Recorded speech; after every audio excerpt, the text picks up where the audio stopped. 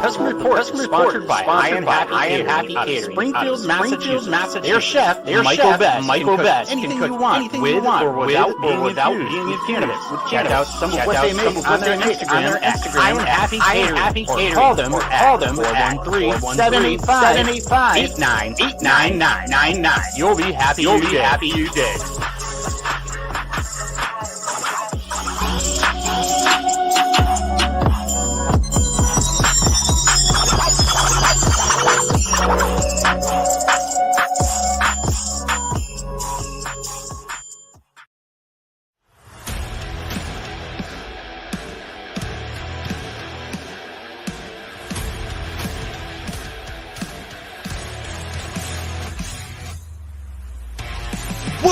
Welcome, Pesky Report, a podcast for Red Sox fans.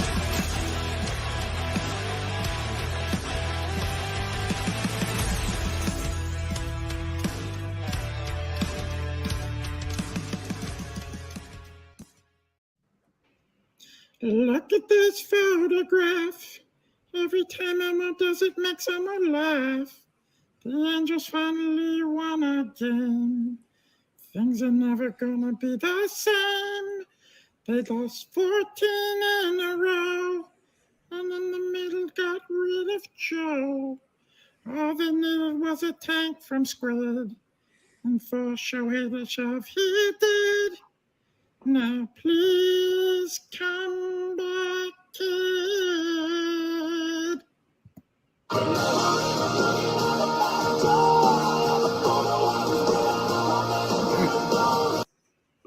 Oh my god.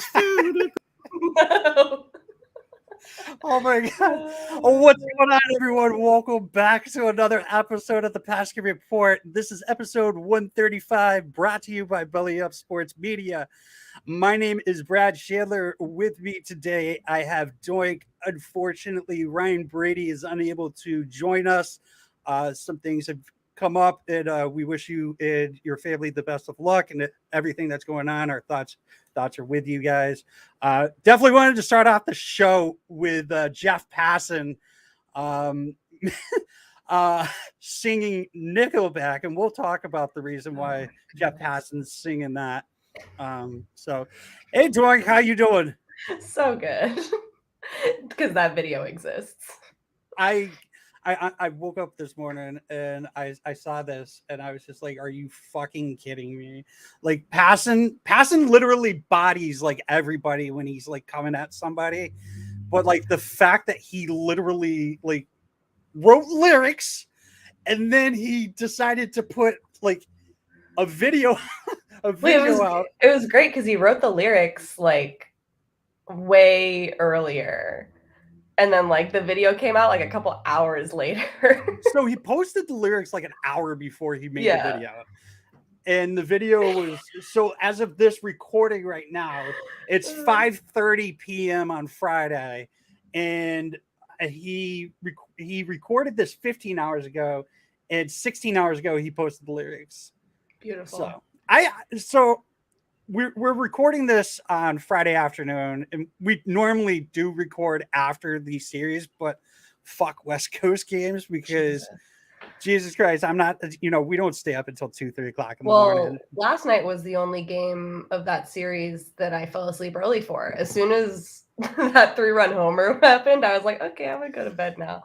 We're punting this game, and we did it, so I'm gonna go to bed now. How fucked up is it that we put like our C team out on on Wednesday with Vasquez playing first base, and we still won.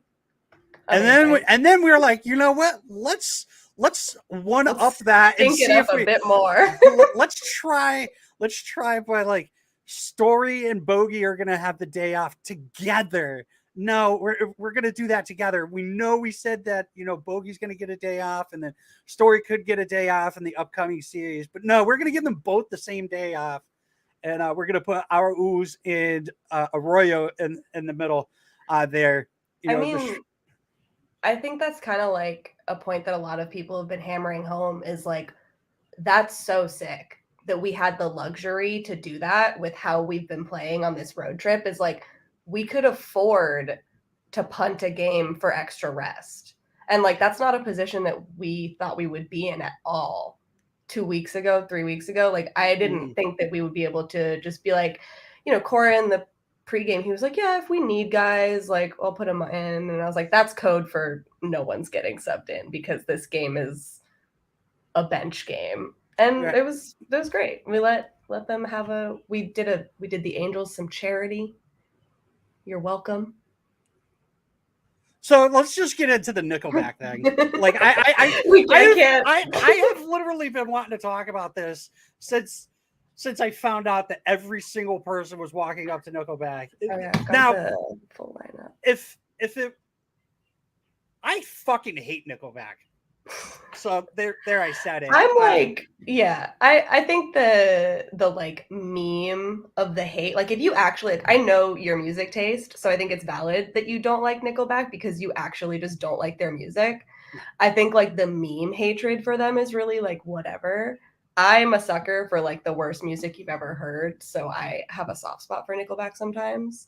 I'm wearing a Tool shirt. Like Britney Spears makes good music. I like Britney Spears. I like Kesha.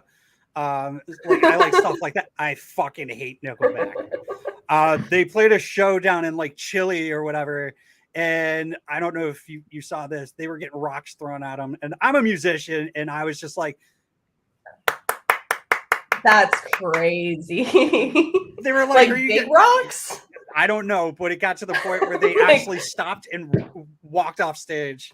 Oh my God. Yeah, I would too. I don't want to get like assaulted with like I like what I hope they weren't the headliners.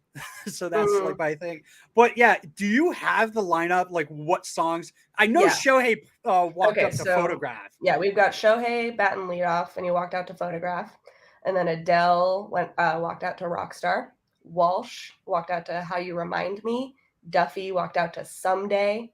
Lagares walked out to If Today Was Your Last Day, which is like, how did you get stuck with that one, buddy?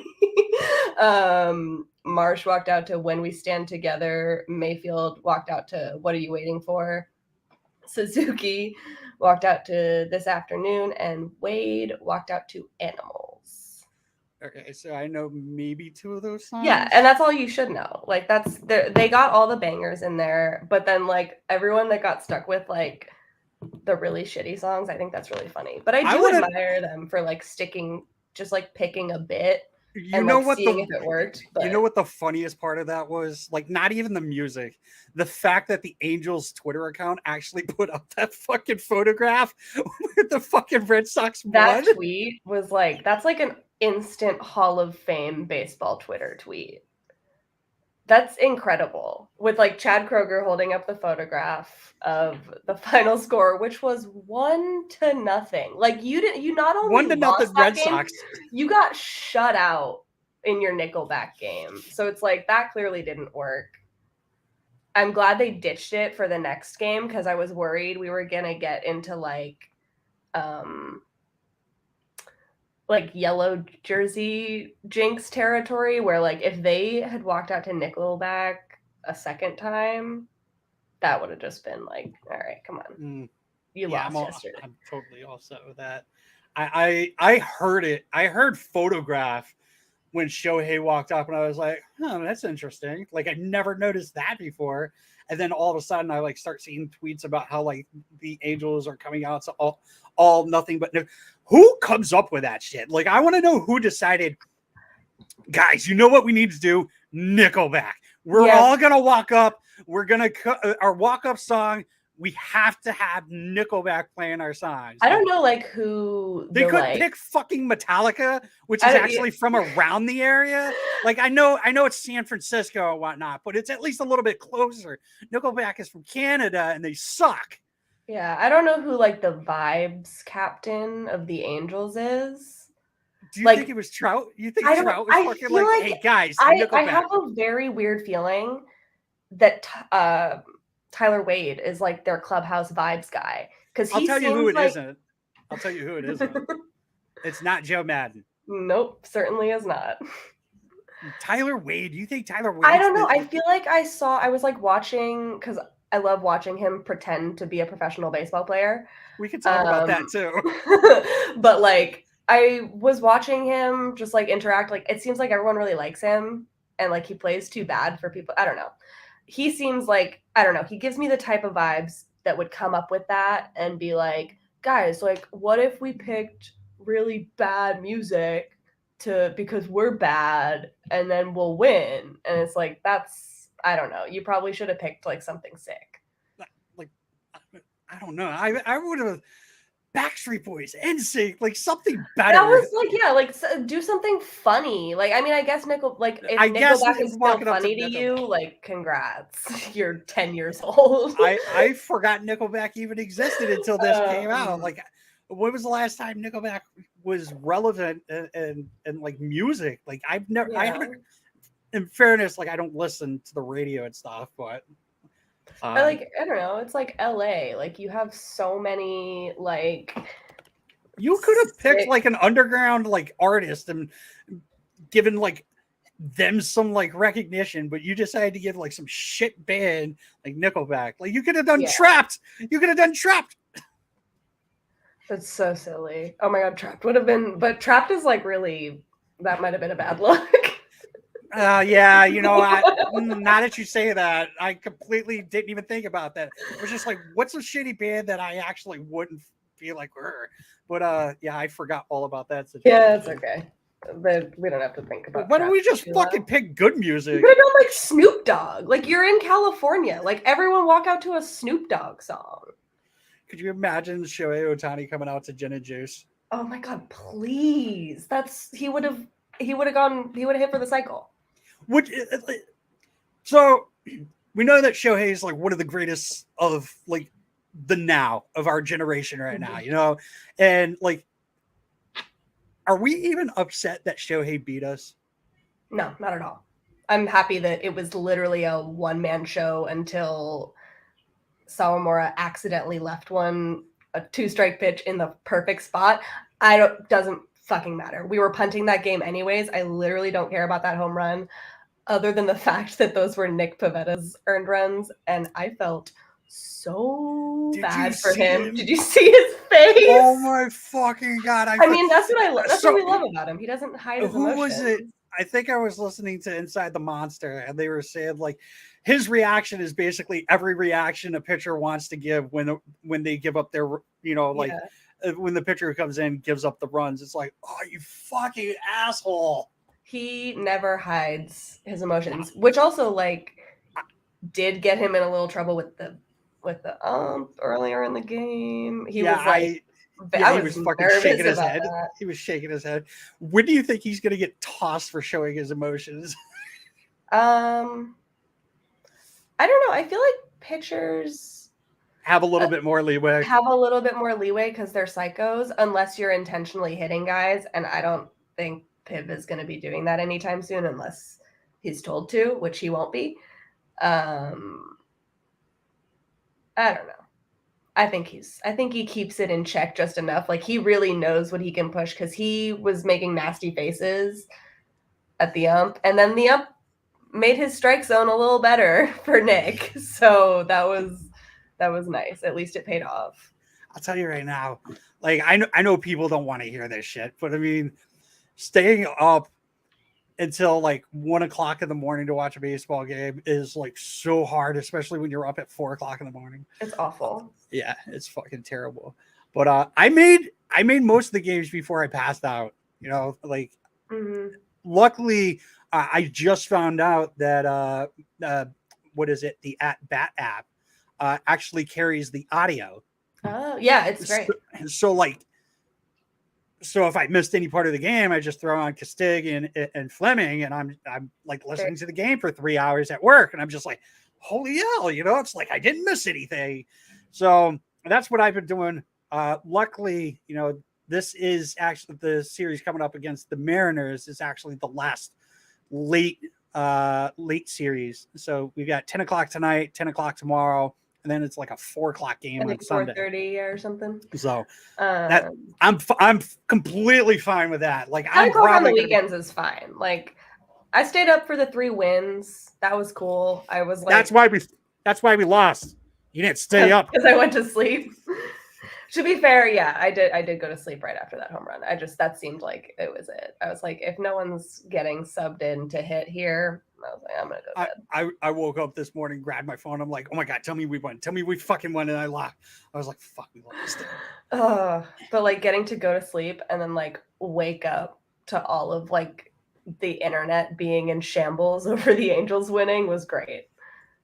Loved it. The passing thing was the thing that fucking made me like go crazy.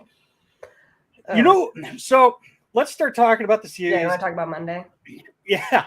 It feels like it was 2 weeks ago, honestly. Well, it's Friday, so right. So that's crazy. Waka pitched a complete game. Not only did he pitch a complete game, he a complete game shutout. Like crazy. Anybody out there that thought that Waka was this guy, he was going to go 9 innings. I think it was a 3-hit game. Mm-hmm. Let me check real quick. I think it was 2 or 3. Yeah, so 9 innings, 3 hits, 1 walk, 6 strikeouts. He threw 105 pitches, 71 for strike. Absolutely insanely efficient. What the fuck? 47 strikes by contact. So foul balls or balls put into play. And he had 10 swing and misses. He got 14 strikes looking. He 7 ground balls, and he gave 15 fly balls. Absolutely insane. And 8 line drives. I was excited about the Michael Wacha signing. I've literally never said a bad word about that man in my life.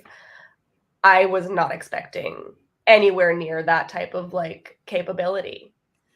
I don't think anybody was. I don't even think like Heim was like, you know what, we're gonna give this guy a chance. We might be able to get 5 innings out of this guy on a regular basis. Maybe we'll get like a 340, something like mid to high 3s, ERA. And here he is with a 1.99 ERA. It's crazy. He's pretty good for a 3.4, man. Like, I'll take that any day. It's beautiful. He's having a bounce back year, kind of. Right now, if you were to out of our starters right now, who would you consider our ace? Right now, it's Piv.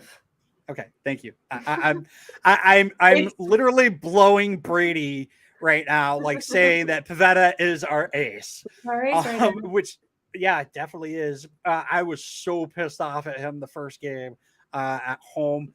I fucking went to that game and he sucked. I still think it was the shortened spring, right? Training. I still think with Pivetta being the ace, even still, if the playoffs started tomorrow, Eovaldi should start the first game. Oh yeah. I don't think the ace has to pitch first. I'm not really into that whole thing. That's just he has to pitch first. No, Eovaldi's definitely if we're going by tenure and whatnot, Eovaldi is the ace of the. I mean, if we're going by tenure, Rich Hill's the ace of every team right now. He's fucking 42. But yeah, so Wacha ended up going 9 innings. Noah Syndergaard ended up going 6 innings. He only gave up 1 run, so it was a pitcher's duel, honestly. I was shocked that Cora let him keep going. I didn't think that he was going to complete the game. And the fact that he let him go back out, I was just like, holy shit. And I don't know if you heard this, but it was I think it was the 7th inning or whatever. He looked at Eovaldi and Pivetta was like, I'm following you guys. I'm going to do what you guys did. Oh, hell yeah. I didn't hear that. Yeah, it was something in that sense. Yeah, fucking Wacha, 9 shutout innings. Beautiful. 3. We also need to talk about how insane having 3 complete games in such a short span of time is. What is it, in 2 weeks? It's in 2 weeks. I think probably exactly 2 weeks or maybe 15 days. I think it's I don't. 15 days is like a baker's is like a Baker's A 2 Baker's weeks. 2 weeks. I can't imagine this team has done that anywhere near in recent history. So you know what the starters are doing, right? They're like, all right, we're gonna play chess right now. Fucking sucks. So. We're gonna play chess right now. If we go 9 innings, there's no way these guys can blow this fucking game. So Pivetta goes 9, he fucking shoves. Evaldi goes 9, he fucking shoves. And fucking Waka's like, you know what? I'm gonna shove too. He's like, I think I can do that. I'm gonna try, and then he just fucking does it in 105 pitches. Yeah, that's was insane. Yeah, I don't even think Pivetta and Evaldi did it in that. I think they were both over 110, if I'm not mistaken. But that's just insanely efficient. I couldn't ask for anything more. No, Michael Waka, I love you. I remember Brady being upset about the Waka signing. We don't gotta bring that up. Yeah, I'm gonna every time Waka does something good, I'm going to bring up that Brady keeps thinking that this person's gonna suck, and like he doesn't suck right now. So I'm going to anytime Brady's right, we give Brady the credit. And anytime Brady is incorrect or wrong or has a bad take about something, I'm going to call his ass out, especially when he's not here to defend himself. Oh, God. The thing about the Waka signing is like, okay, number one, he embarrassed us every time we faced him. Number two, you think Heim is going to fuck up signing someone from Tampa Bay? You think he's just gonna like get a bad signing from the team that he was like wholly in charge of? No.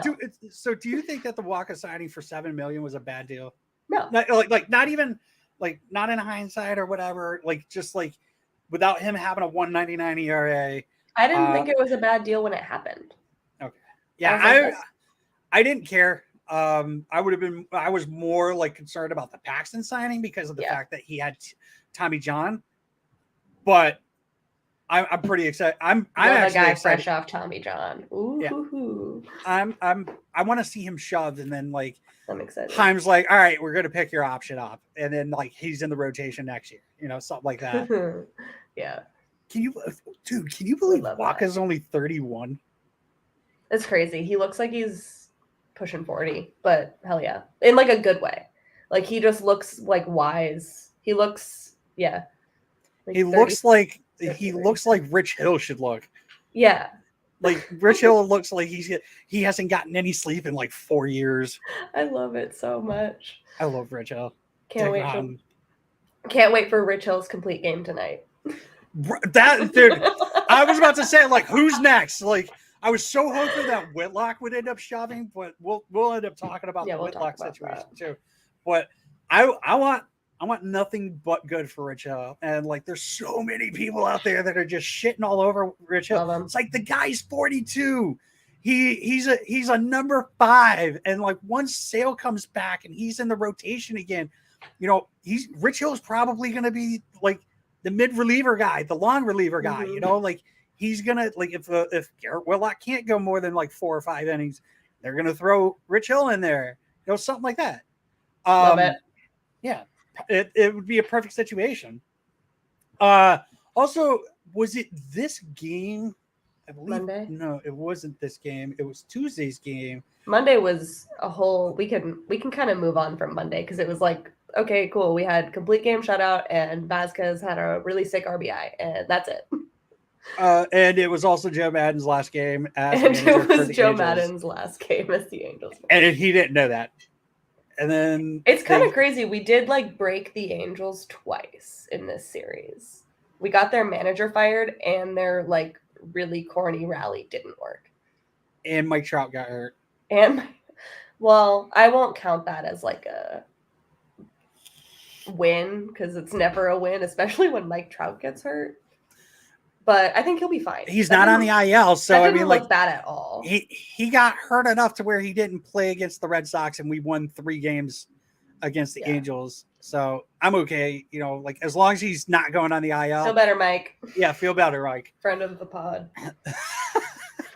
I would totally love to get him on. Holy shit. Yeah, I'm sure he's free. Fuck. Yeah. Maybe we could talk about the weather. I can't believe we only got 6 hits in that game. Honestly. It didn't feel like 6. Yeah. No, it didn't. And Franchi fucking struck out twice. Story struck out twice. Yeah, I'm excited. I'm excited to talk about the series ahead because everybody is big due after this. Big due. We'll talk about it. We'll talk about it. All right, let's move on to Tuesday's game. The news broke before the game, actually early in the morning, that said that Joe Madden had been fired. What's his name? Pete Nevins. What's his name? Nevins. Phil Nevin. Phil. I knew it started with a Yankees P. legend Phil Nevin. Yeah, fuck that guy. Fuck it. And can we talk about how like Nesson like literally fucking went and showed that while Whitlock was striking somebody out?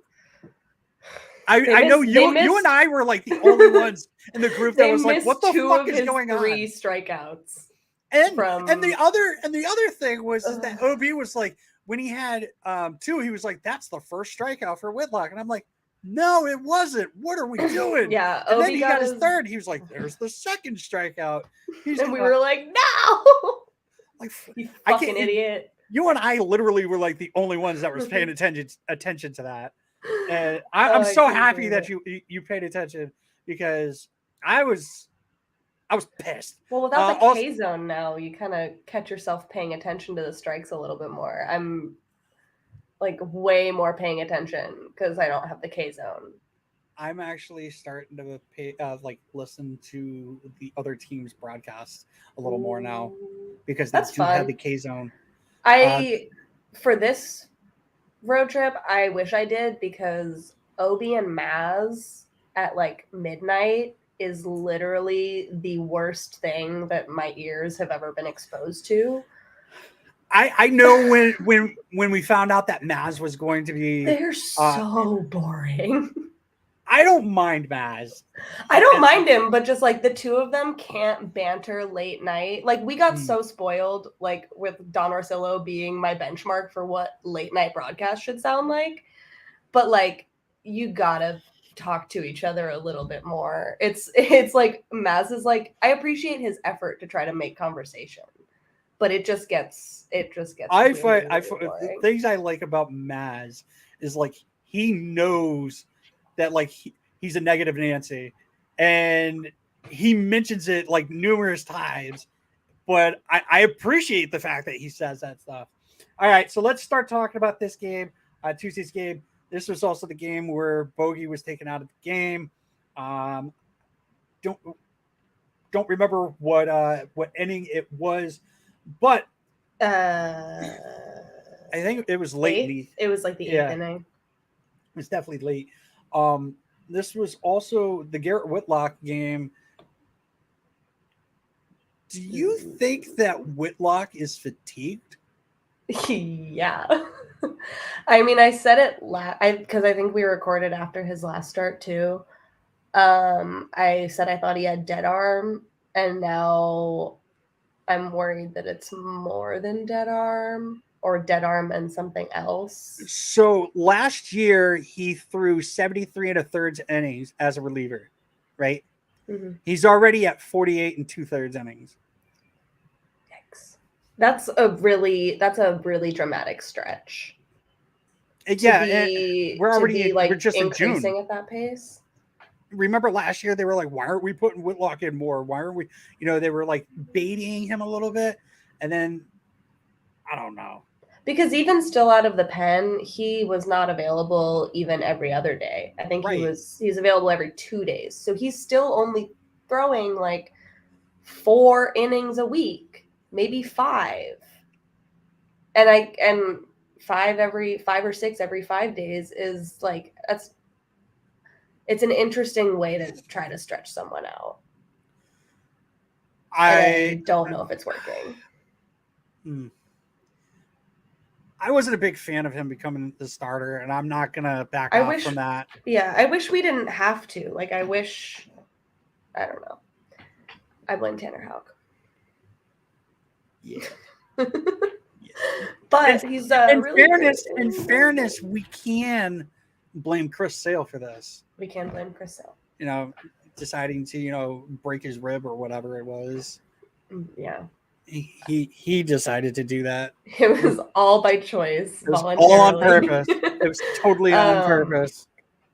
No, I mean, it's obviously not ideal when you have someone who is as effective out of the bullpen as Garrett Whitlock, where like he was the guy that we all trusted with our lives, and now we're like sitting on the edge of our seats on Whitlock Day, and that's just not a good feeling. And it's hard because I also don't think it would be any better for him to go back to the pen. I think it's too late right now. Yeah. If you've started this process, you kind of have to stick with it. And they need to figure out, like, his pitch mix seems like that's changing a lot. They got to figure something out. Right. Nah. I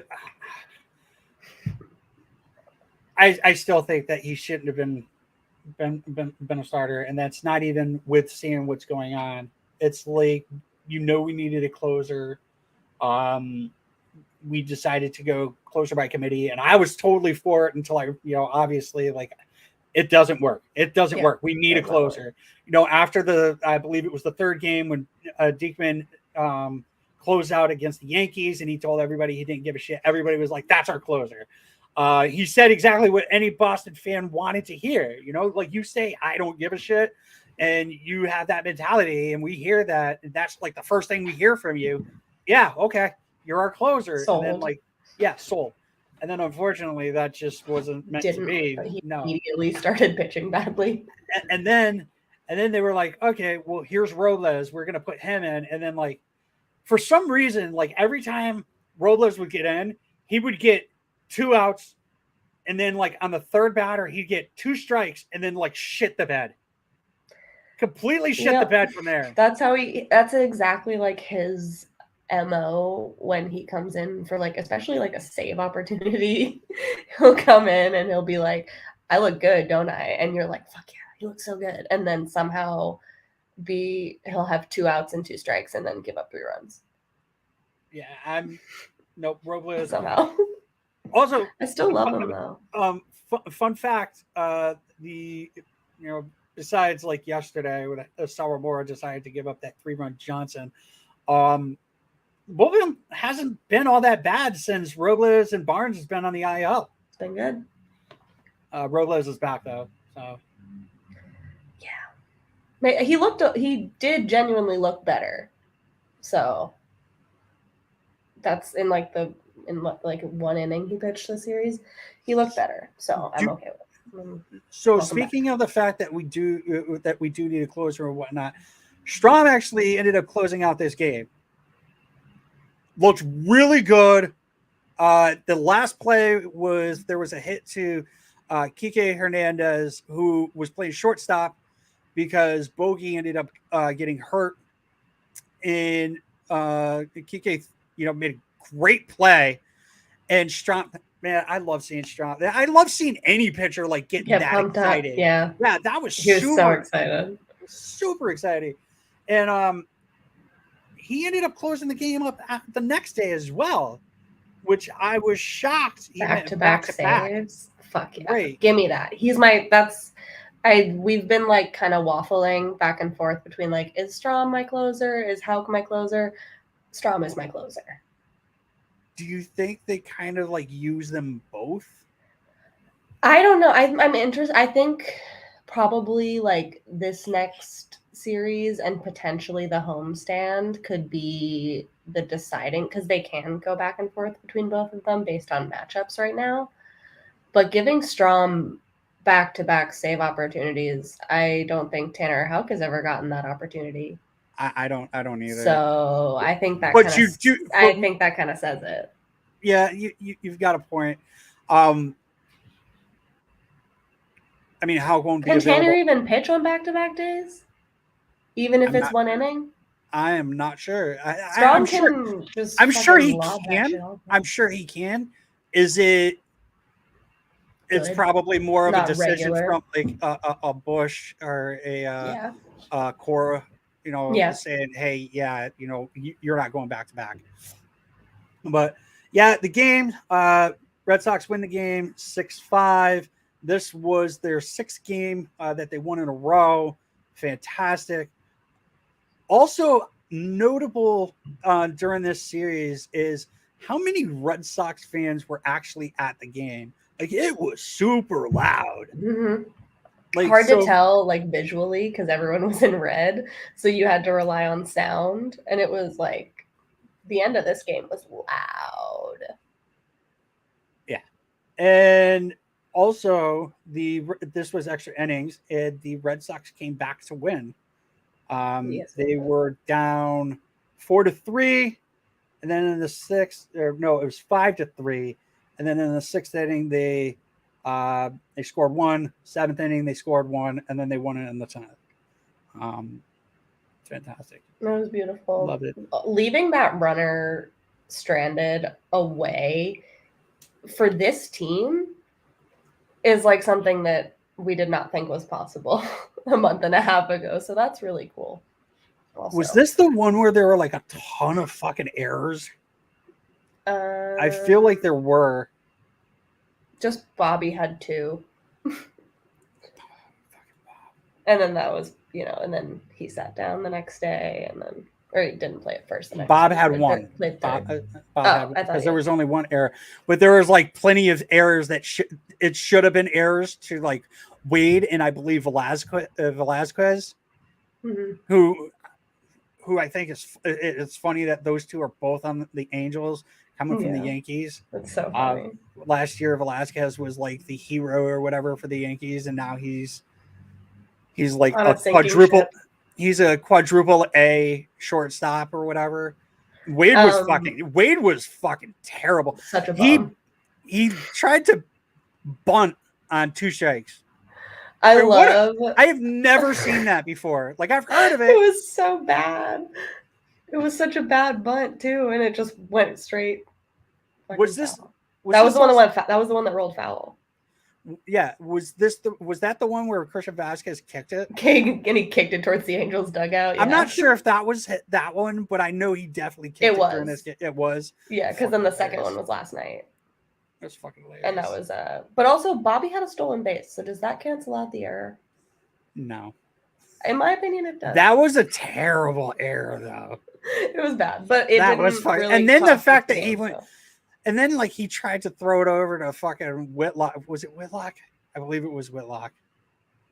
Well, he threw it over to the pitcher who was covering first, and, like, he almost threw it away there. So he almost had 2 errors in one play. Okay. He had 2 hits, 2 RBIs, an error, and a stolen base. I think I'll chalk that up to a good game for Bobby. All that tells me is that he's, like, paying attention. Yeah. He's a little locked in, so maybe I'll take those 3 things in order for 1 error. Yeah, he's still batting 187 with an on-base percentage of 269, slugging 295, an OPS of 564. In fairness, he saw 1, 2, 3. He saw the 5th most pitches that game, and that's why Franchi Cordero is my all-star starting first baseman.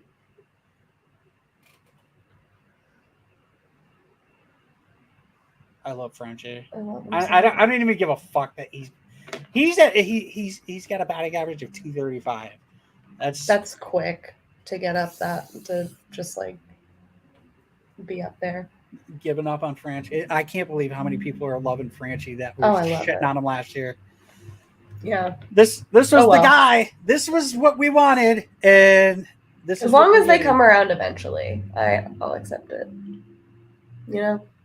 You took the long route, but you made it. Yeah, that was also the game that Trout ended up getting hurt. Yeah, so is what it is. Let's move on to Wednesday.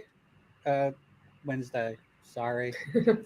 Wow, got my fucking days all confused. All right, so on this game, Wednesday night, we ended up having Eovaldi who did not look good. He didn't look good from the start, in my opinion. Not good. I can't say he didn't look good. You knew something was off because his velocity was way down. Way down. It was noticeably down. It wasn't. He wasn't touching 98, 99. He was sitting around like 95, I believe. But he was effective. He did give up 6 hits. No earned runs. I'm fine. But no earned runs. He did not walk anybody. Actually, all 5 pitchers who pitched on Wednesday, nobody walked anybody, which is good. And there were 8 strikeouts. But I forgot that Archie Bradley fucking played for the Angels. Yeah, me too. When I saw him come out to pitch, I was like, wait, what? And that big ass beard that he has. Beard, like, he's like such a cartoon baseball player. It's like down to his name. Like Archie. You see him like Archie Bradley. Like, you are a Pixar character. Did he pitch to JBJ at all? Did JBJ get in at all? Oh, no, Bradley on Bradley. Oh, yeah, I would have loved to heard that. Like, all right, well, Bradley's getting ready to pitch to Bradley. From Bradley to Bradley. And Bradley takes Bradley deep. It's funny too because he's Bradley Jr. Oh yeah, that would have been hilarious. I will never forget. I believe it could have been 2013. It might have been 2014. Mike Karp was called in to pitch, position player pitching, and they were playing the Angels, and we almost got to see Karp Trout. That's awesome. We didn't get to see it, but we almost did. It would have been fantastic. That's a good one. Yeah. That one was, that'll always be like my favorite. Like, we almost got Karp pitching to Trout. But Evaldi's, like, going back to his quote unquote bad start, it's great that it's a bad start for him. Like, if that's what the bad start for Evaldi looks like, where he feels uncomfortable and can still manage to, like, he's just our guy. I trust him. I trust him forever to, like, be able to retool your arsenal like that to be effective and, like, just kind of get out of there. I know he looked disappointed in himself, but, like, he has 5 different pitches. So, like, the fact that his velocity was down, I believe he's like, all right, I'm gonna have to pitch. Yeah. Like, I can't just blow people away. I'm gonna have to, like, throw some pitches in. He had, like, a hip thing, right? Because he was day-to-day for one day, which is also really weird. But he's back to his status is healthy again. So I guess whatever that was is gone. So according to CBS Sports, Evaldi experienced hip tightness during his previous. It says during his previous. I don't know what the fuck that means. Probably previous start. Yeah, and was pulled after five innings. Cora expressed little concern following the game, but acknowledged the condition may have played a role in the reduced velocity. Quote, he's doing okay, end quote, Cora said. Obviously, it wasn't perfect today. So, 2 hip injuries in one game. Yeah, and Kike's hip flexor, which is he's on the IL, so that's obvious. He actually went to New York to go see a doctor about it. So shit. The hip flexors. So I was like, what the fuck is a hip flexor? I did not realize. So I googled this. The hip flexors are a group of muscles towards the front of the hip. They help you move or flex your leg and knee up towards your body. A hip flexor strain occurs when one or more of the hip flexor muscles becomes stretched or torn. So hopefully his visit to the doctor in New York ends up being a good visit, and they're like, hey, no surgery or whatever. I will be inconsolable. And also, just so you know, this was also the Nickleback game. Fuck the Nickleback game. One thing I wanted to bring up is there was a lot of Kike was put on the IL. They ended up calling our ooze the ooze, and not Duran. And I feel like there's a lot of people out there that are like really disappointed in the fact that they didn't call on Duran. Doing a little bit of research, knowing what happened yesterday, they want to give some of the infield position players some time off. So like Bogey, Story, if with Bogey's situation over the past couple days, he got pulled out of a game. He might need some time off. We need a player who's gonna, be able to play shortstop. Arroyo could do that as well, but our ooze Story needs some time off too. He's been playing a lot of games lately as well, so need some infield help. The other thing is,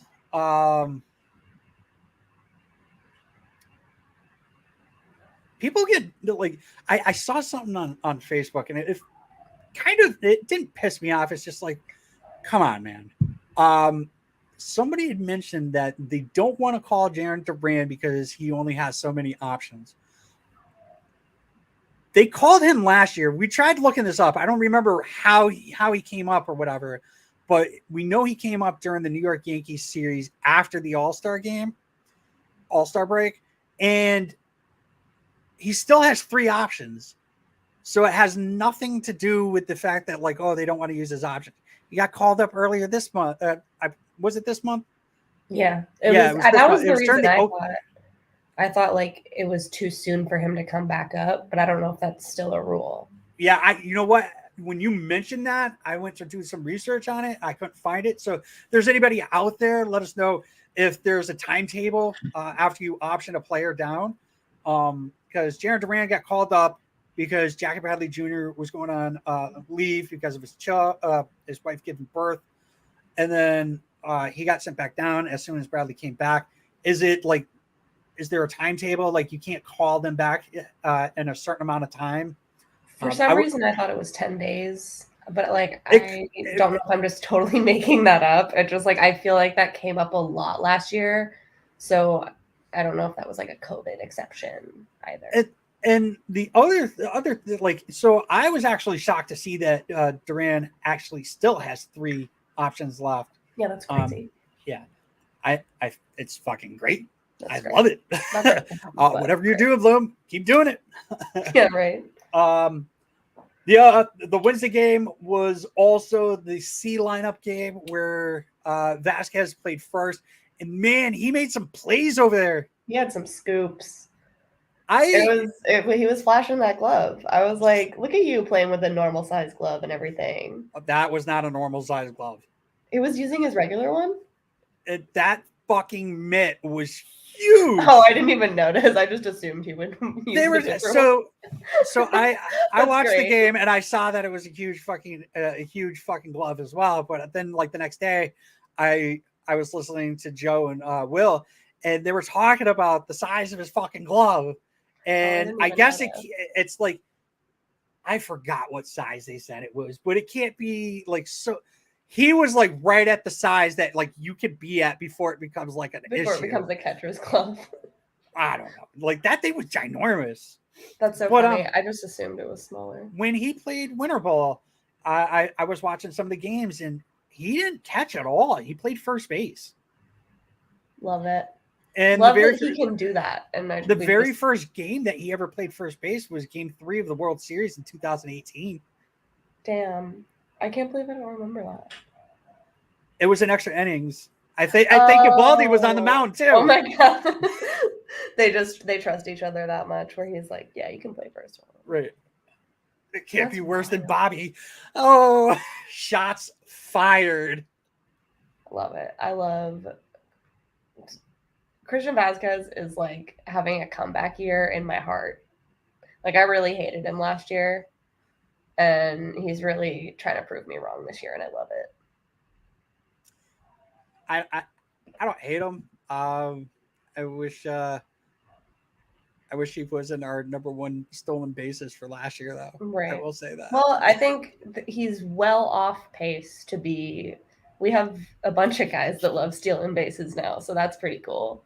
Bobby got really into stealing bases. Trevor can steal a base pretty much every time he's on first base. I think he's, 7 for 7 for stolen bases? Yeah, he hasn't been thrown out.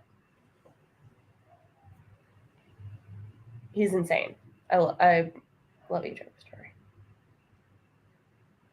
Even though you didn't do much in this series, that's okay. No, he's due. He's definitely due. I think Seattle's gonna be fun time. Oh yeah, we'll definitely get into that as well. So, all right, let's talk about last night's game. We lost. That's it.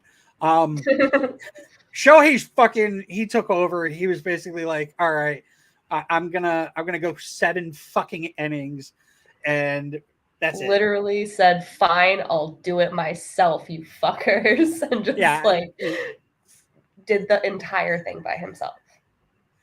It's amazing he's only batting 247. I know batting average is like a lost form of looking at metrics and whatnot, but it's I personally I still look at a batting average and I'm like, wow, that's fucking bad. For someone like him, you're just like, that should be maybe 20 to 60 points higher at minimum. You would think he'd be in 280s, 290s. Yeah. But he's at 247. Yeah, he literally just put that team. He strapped the edges on his back, and he was like, "No more fucking Nickleback. I'm gonna do my fucking thing. You guys can fuck off." And he did it. He showed. He did good. Pivetta, actually, the strange thing with Pivetta, this was weird. He threw 5 innings, gave it 6 hits, 4 runs, whatever. What was shocking for Pivetta was the 11 strikeouts. That was sick. Whatever, dude. You had a bad game, and you still had 11 strikeouts. It was his second highest in his career. He hasn't done that since he was on the Phillies, which love that.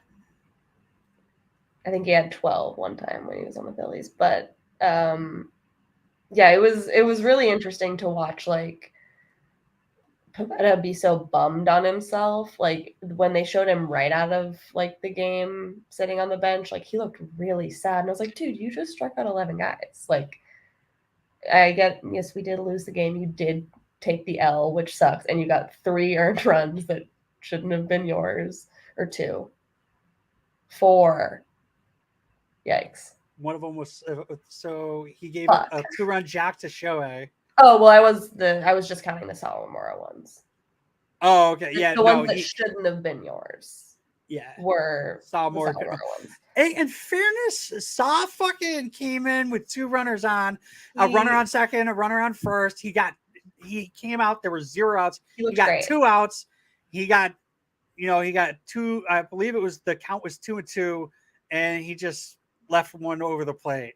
He looked great on Tuesday also, by the way. I retweeted the video of him singing because he did so well on Tuesdays, and he looked also really great yesterday. It's just that 2-strike pitch was a whoops, and it was just the worst ever. In fairness, Pivetta's pitch to Shohei when he fucking knocked it out of the park.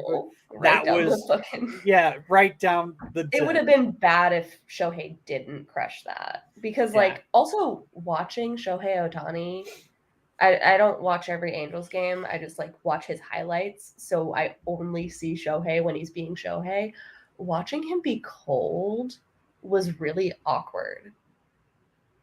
He didn't really hit much in the first 3 games. He got a couple doubles, a couple singles to sprinkle throughout the series. But it was kind of weird to watch someone like him be so cold. I was like, this is awkward. You guys got to start winning. So we know Sawamura comes in. He gives up the 3-run bomb. Davis comes in. He goes an inning. He gives up a hit, a walk. He strikes out someone. Robles comes in, gets 2 strikeouts. Sox lost. It broke the 14-game losing streak for the Angels. It also broke the Red Sox 7-game winning streak. You just got to start a new one. And what better time to start a new one than to start it against the Seattle Mariners and then go home and continue it, Beautiful. I think they're all, we were kind of talking about what's going to happen next, but A lot of people are due. There were no home runs hit in this series, which is not for the Red Sox. Yeah, not for the Red Sox, but that's wild. Yeah. I felt like the ball just like died. There were a lot of warning track jobs. And because it was either like a warning track or like a second deck in this game. Everything sounded like hollow.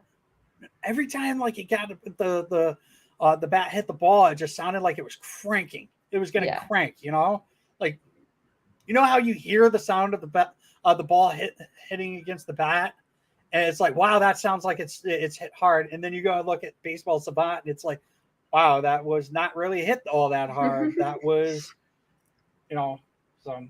Hey, before we started recording, you said you wanted to talk about Strom, who, and I'm going to I'm going to call you out for this, by the way. The numerous tweets that you had where you were calling him Straham. Straham. I thought that was how his name was spelled. I thought there was an A in there. I don't know. So last year, Ed called Tanner Houck Hook. Hey, at least I know how to say his name. Yeah, I'm not pronouncing it Straham. I don't know. I think my phone did that, or it might be like a Michael Strahan thing in my brain where I'm like, that's how that name has to be spelled. Yes, I promise. I will start spelling your name correctly. No, you wanted to. A lot of people out there calling him Stromboli. We've heard it. The first time I ever heard it was while I was walking through which street was it? It was right next to Fenway where the guys parked their car and whatnot. I heard one of the fans call him Stromboli. I was like, whoa, that's kind of funny, whatever. But you have another nickname, and I want you to explain the nickname and why you came up with it, and because I think it's actually funny. Okay, so when Strom goes out there and you trust him with your life, he absolutely drops dick on the mound. That's called a Strombone. Simple as. I don't know if I need to explain it. We all know it's like the instrument, but it's also a pun. No, but I don't know. I got kind of sick of the Stromboli nickname. I was like, that's a little. It seems too silly. I've only heard it 2 times. I've only heard Stromboli 2 times, and I see it on Twitter a lot. I've never seen it on Twitter. Interesting. Never. That's good for you. Yeah, you're following the right people. I try to stay away from Twitter as much as possible. Also smart. Also a fucking lie. Jesus Christ. All right. Let's talk about some other things, and then we will talk about the next series. We've got a little bit of good news coming up. I found out that Sale might be facing batters as soon as next week. He's back on track after he had his little belly ache. Stomach bug. I'm fucking so over this shit. Every time he gets close, it's something. Somebody said something about it, and they were like, "Oh, add a month onto that." They said that he broke his rib and he'll be back in June, and they were like, "Add a month onto that." And it's like, holy shit, they were actually right. I wish I could credit whoever it was that said that, but literally, I was just like, "What makes you say that?" And they're fucking right. It's his second setback that's not related to the injury already. Yeah, he had a non-COVID related illness, which I love that they specified. They couldn't just say he was sick because everyone would be like, "Well, what kind of sick?" He had that, and then he had a stomach bug. Come on, dude. Just eat vegetables or something. How about you just start fucking putting some meat on your fucking bones? Yeah. Add another 20 pounds. Have Jesus Christ. I don't care if it's fucking fat. Potatoes, maybe? Yeah. Eat some starch. We also heard that Taylor, who I'm pretty sure a lot of people are like, who? Josh Taylor has a bullpen today. That is today, as in June 10th. Whoa. And he will be facing hitters as of next week. James Paxton will throw from a mound in Seattle. So he is getting closer and closer. And I am just super Love that fucking he's excited. with the team too. So let's do what ifs. Okay. Sale comes back, Paxton comes back. How's this rotation look? And who goes to the pen? They come back at the same time? It really is like, it's going to be kind of weird. It's going to be a lot of shuffling, I feel like, until both of them are back. If they're actually expected to be this close to being back. Like their timelines are something like? Hypothetically, they come back. Hypothetically, they come back before the All-Star break. Well, I don't know. It's like, do we send Whitlock to the pen? There's so many options, please.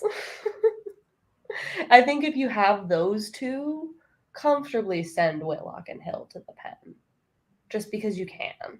I know for a fact Hill's. I'm going to say 100% Hill's going to the pen. Absolutely, I don't think there's. And I don't think that's like a down. No. Like I don't think it's a bad thing for Hill. It's just like you got these guys that are throwing 90-something miles per hour. They come in, they throw that, and then you got him who's like his fastball sitting like 85. I think Rich Hill's like well aware of like the fact that he's Rich Hill, and he just like goes out there and he does the best that Rich Hill is capable of. And I think I love him so much, and I think he will really I don't see any issue on his end of like getting put back into the pen. I can't imagine he's like that type of guy. Oh my God. You can't take me out as a starter. Like, I can't imagine that at all from him.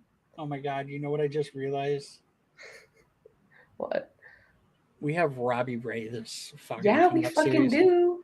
No. I'm not saying that as a good thing. I'm saying as we get to hear him fucking grunt for fucking 6 innings. Oh no, I forgot that he grunts. I want a Robbie Ray versus Rich Hill. Oh no, please. That's like my nightmare.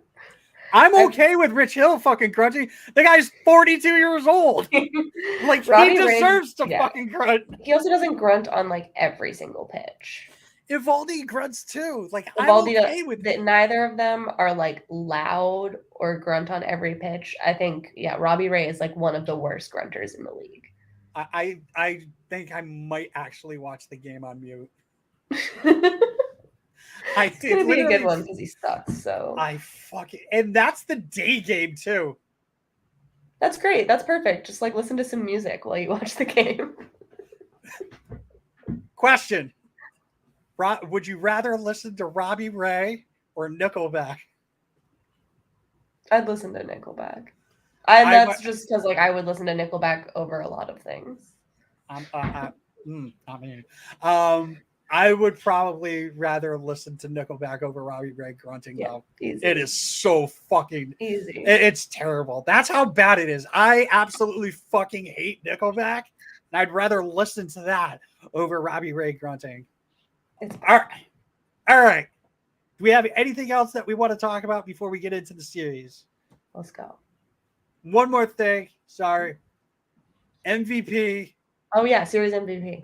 Series MVP. I feel like we need to be a little bit more like we got to do this consistently because we forget sometimes. Yeah, we totally fucking forget. Like I put it in the notes and I was like big bold letters. I'm like MVP of the series. Who you going with? I'm gonna go with Strom. I'm gonna go with Strombone. Okay. I know that's a hot take. I know it should be maybe Christian Vazquez, if that's the other vote. But I kind of like going with the wonky. Like this was like, what did we have, a +4 run differential for this series? Like this series was a little underwhelming offensively, and I think the back-to-back saves is fucking massive. That's the one thing that really stuck out with me. I think that's a huge sign from Dave Bush. Like I think that's a big decision that they made. They fucking trust that guy. Yeah. So I'm gonna give my MVP and I'm gonna give 2 honorable mentions. Oh, okay. Okay, so I'm going with Strom. So it really was a toss-up between Strom and Vasquez. So Vasquez is definitely the honorable definitely mention. give him an honorable mention. But the other person I'm giving an honorable mention to is Carlos Fables. Yes. I knew I wanted to write those 2 sends in the fucking notes and I forgot. 2 of the most beautiful sends. I'm so happy he did that. I believe they were both weren't they both Verdugo? I want think to the say they second were one both. was. Why do I think it was Bobby? Or was I that think no? That was Bobby was the one that was up the to bad bat. send. He That was was the bad one. but I remember Bobby was up to hit, and Right. one of them was while he was up to hit. I think they were both Verdugo. I want to say they were both Verdugo. Then that's awesome. Yeah. So then another honorable mention Verdugo. Hell yeah. On the same. All right. We want to talk about the series here. We've got game 1. Actually, we're going to Seattle. We're going to face the Mariners. This is the last series of the season that is on the West Coast. This is also the last late night series.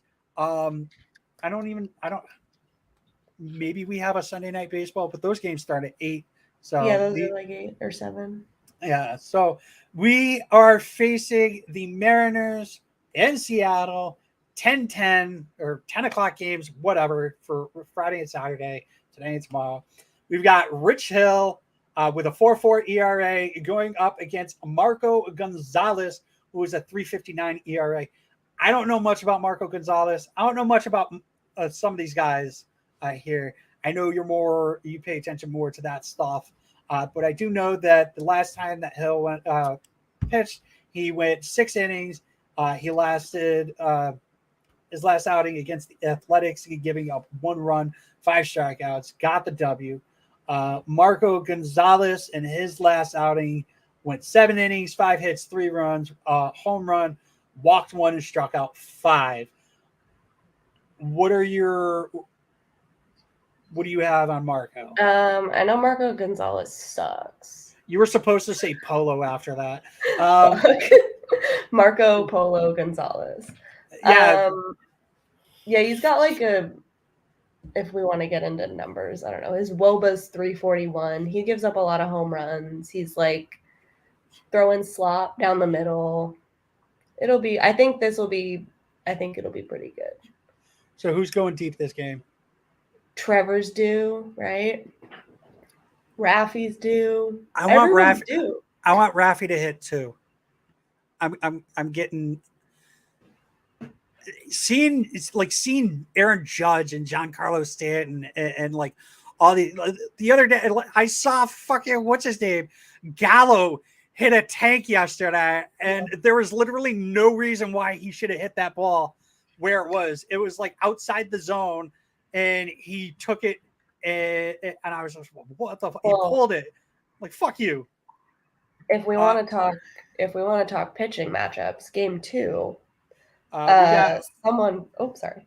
Yeah, go ahead. I was just because we're facing George Kirby on Saturday. It's Walker versus Kirby. Walker's got a 1.99 ERA. Kirby's got a 3.38 ERA. Give us some more information on Kirby. You know who has 2 home runs in the same game off George Kirby? Trevor Story. That's it. That's all I got to say about George Kirby. I'm excited for those at-bats. I feel like is Seattle like a home run like stadium? It's like the weather. They have a retractable roof, so we might be inside. It's gonna rain. It's always gonna rain there. I feel like every time, it literally rains in Seattle like all the time. Are you looking up the weather? I'm looking up the dimensions. Left field's 331 feet. Left center's 378. Center field is 401. Pretty small.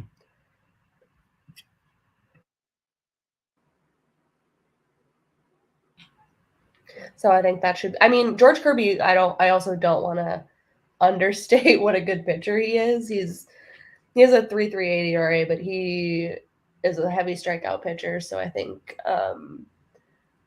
as long as we're seeing the ball okay, we won't be susceptible to that. But that dude can definitely mow some guys down for sure. It sucks that does it suck that Kike is missing this? Kike's like it's really sad that he's on the IL while he's like hasn't had a chance to heat up yet either, because it's kind of like you don't really miss his bat, and that just makes me feel guilty. Truth. All right. So I will miss his defense though. I think we'll have Bradley Jr. play in center field, so True. That's fine by me. We'll have good defense in center field, and Cordero's not terrible. He has returned, he had taken a couple bad routes in the last series, but it's better than Arroyo. He gets better every time. Yeah, that's true. So game 3, we have Garrett Whitlock, who's got a 3.51 ERA, going up against the Cy Young. He won the Cy Young Award last year. Regression Ray, who is posting a 4.97 ERA. I feel like they are going to tee off against Ray. I hope so. I'm excited about it. I'm also going with a sweep. I can back a sweep. It feels sweepy. We had imagine losing one game on this road trip. That would be insane. We were all, that's kind of the crazy thing on the bench. Like the benchmark for like this team to do well on this road trip was win 6 or 7 games. And we won 6. So I think winning 6 games and still having 3 to go, you kind of can't really be upset about how this goes anyways. I'm pretty happy right now. So I believe it was earlier today, Red Sox Stats made a post who said, I thought we needed 26 wins in this stretch to salvage the season. So far, 19 with 15 left to play. And we've got a bunch of W's. That goes through like the next time we see Oakland, right? Or does that go all the way to Detroit? That goes to Cleveland. Oh, wow. Okay, so like the end of June. Right. You wanted 26 wins? Yeah. Yeah, we're on pace for what? Well, we've got 19, and we've won 19, 1, 2, 3, 4, 5, 6, and lost 7. But the reason for me actually talking about this was the gentleman. I gotta find it now. Luckily, the way that Stats chose to lay out that tweet was the 3. I don't understand why he went with that instead of LAA. Maybe he did that on purpose. Maybe he was like, you know what, I'm gonna do the ANA just in case they take an L. So he goes with Anaheim, ANA, and it's literally Stats, like, if you're listening, this is nothing against you. It's just funny how you laid it out. I don't want you blocking me. Please don't do it. Like, we love following you and whatnot. You have great information. If you need anyone to do your laundry or cook you a nice dinner, I can do that for you. I can't, but while we're looking up just Stats. Really.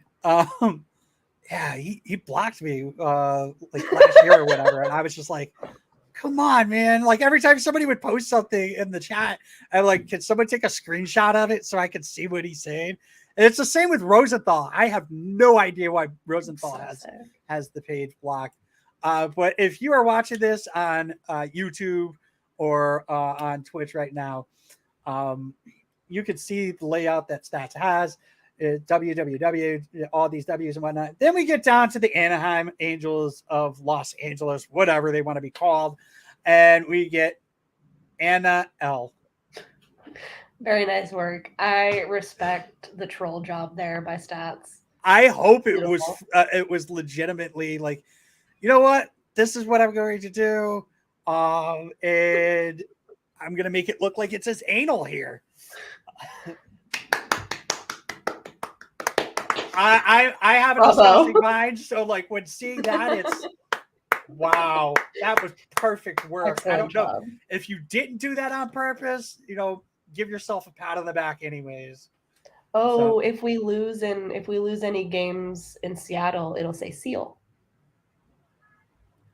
But Also- hopefully that doesn't happen. So Also terrible music. yes. All right. It'll say Seow 3 times. So, you got anything else that you'd like to add before we end the show? I don't think so. I'm looking forward to this game that is still so far away. we have an entire NBA Finals game in between when this game starts. Yeah, you're annoying. And you're a Knicks fan. So, who are you actually rooting for in that? Oh, I've been on the Celtics bandwagon pretty much, since the Knicks never make the postseason. Who's that? So I don't really follow basketball. I have been watching some of the playoffs now, especially with the Celtics in the finals. But who's the player that cried about them? Draymond Green. Yeah, that guy. Oh yeah, it's gonna be. He created like such a. He literally he's going to hear the fucking F word so much tonight. I just hope like they're in the Garden, just like fuck. Like the entire. I just want the entire arena to break into a fuck chant because like, especially for him. To be complaining, it's like if you don't know who Draymond Green is, he's a great role player, but like just is such a, especially in this final series, he's just been playing really dirty. He's just been tackling dudes, and he's a big old potty mouth anyways, and it's just like to start crying. Didn't he swear with his kid right next to him? Yeah, it's like after he's like upset that people are saying fuck you Draymond, he's sitting next to his like 5-year-old son in the post-game press conference saying shit. And it's like, okay, dude. But outside of him probably having another stinker tonight, it's going to be really great. And then hopefully the Red Sox win. I believe I think I heard it on the radio or something that in their history, when the Celtics are up 3 games, they're up after 3 games, so 2-1 or even 3-0, whatever. I believe they're 19-0. Oh hell yeah, love that stat. Tonight's gonna be probably the most important. I think tonight kind of decides it, so I'm really excited. And also, the Red Sox and the Celtics have kind of been like winning and losing together, like in tandem. So that's been really weird. Strom wearing the full like get up. Love it. With everyone had like the compression bands on their arms, so I was like, you guys don't need those. Like on the bus. Yeah. I'm excited. Go. All right, so I want to mention a couple things before we end the show. On Wednesday, the game I will be going to the Fenway game, the game Wednesday night. Going to meet up with one of our co-hosts for the very first time. It's something I actually love doing. I am meeting Hogdale for the first time, and I'm actually pretty pumped about it. I wish I could meet him now. Like I met Ed last year. I keep telling you, I'm like, whenever you come up, let me know so that I want to go to a game. I might actually take a rust on it because fuck, gas prices are so fucking expensive right now. I feel like you have to take you have to save for a mini vacation just to like go up the road. Yeah. But I'm going to meet him for the first time. I'm super pumped about that. He's sitting out in the bleachers. This is going to be his first time going to Fenway.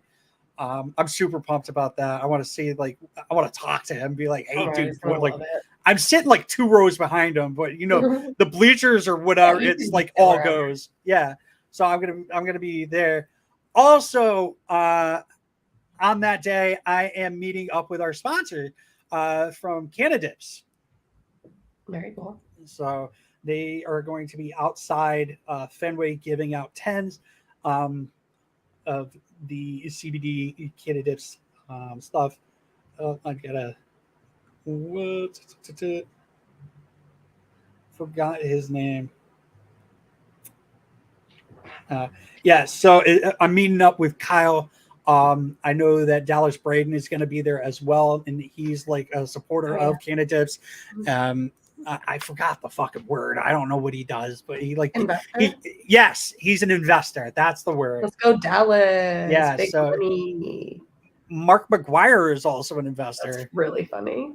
Like I was like, holy shit. Love that. So yeah, I'm pretty pumped about that. Wicked excited. It's also Pavetta Day according to Fangraphs. So that'll be sick. I'm pretty pumped about that. So if there's nothing else that you'd like to add, Doink, I'd like to end the episode by saying thank you. Let's go Red Sox. Am I supposed to say it too? No. Okay. I mean, you can. I mean, you should. Let's go Red Sox. I'm like trying to do. Let's go Red Sox. We should do it in like an Elmo voice. Go fucking Red Sox, kid. Let's go, you fucks. Season 6. Let's fucking go. Let's go, you fucks. Let's go. Thanks for watching. Make sure to follow us on Instagram, Twitter, and Facebook at Pesky Report. Make sure to like, subscribe, and leave a review. Thank you for listening to this Belly Up Sports Podcast Network product. Some said we go belly up, so we made it our name, and we're still here.